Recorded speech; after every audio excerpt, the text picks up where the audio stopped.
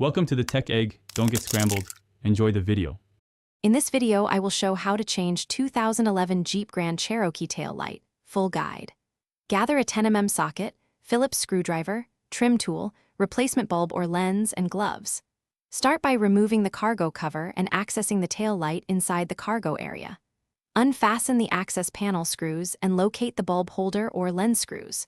Work calmly, keep screws in a tray, and inspect wiring before installing the new part.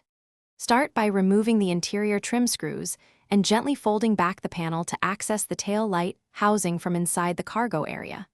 Use a 10mm socket to remove the visible mounting bolts securing the light assembly. Carefully grasp the assembly and pull it straight out to avoid scratching the paint.